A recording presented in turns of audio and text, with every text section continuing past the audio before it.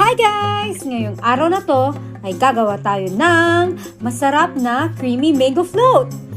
Tara! At simulan na natin.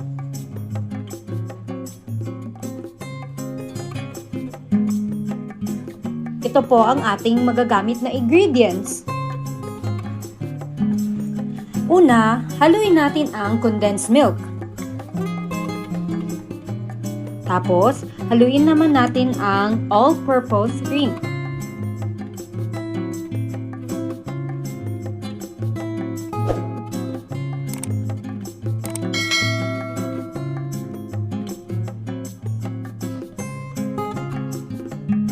Mix it well. Sunod ay mag-slice tayo ng hinog na mangga.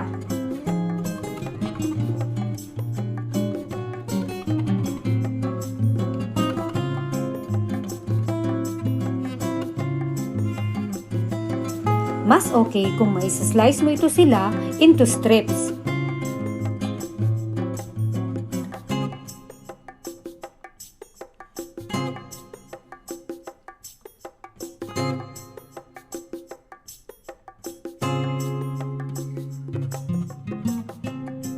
Ayan, nakahanda ng ating mango. Next ay ihilera ng mabuti ang honey graham crackers.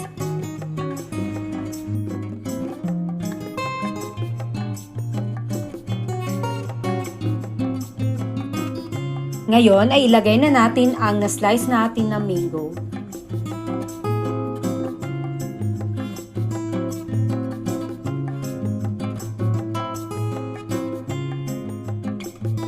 Sunod ay atin nang ilagay ang milk and cream mixture.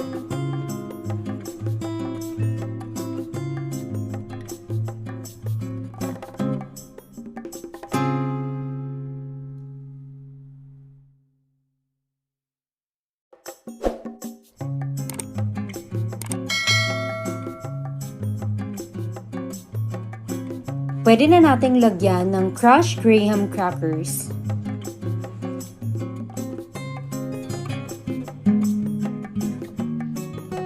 Uulitin natin ang proseso at lagyan natin ulit ng milk and cream mixture.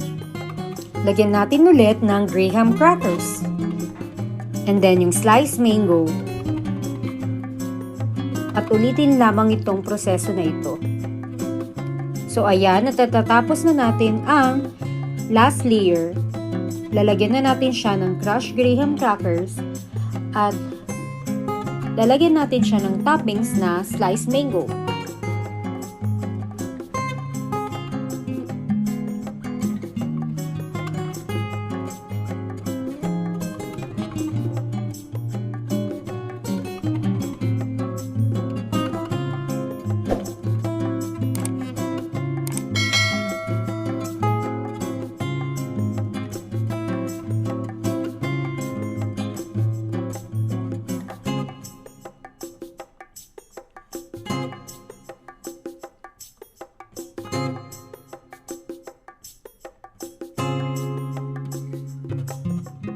Ating cocoveran ng cling wrap.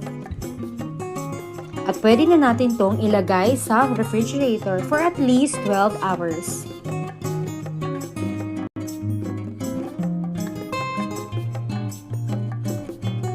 So ito na ang ating finished product after 14 hours.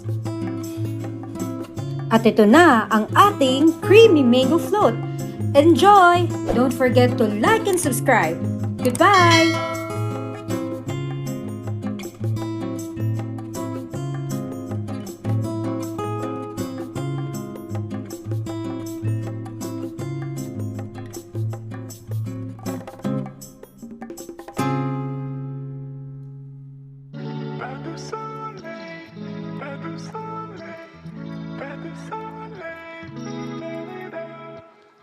Pas de soleil,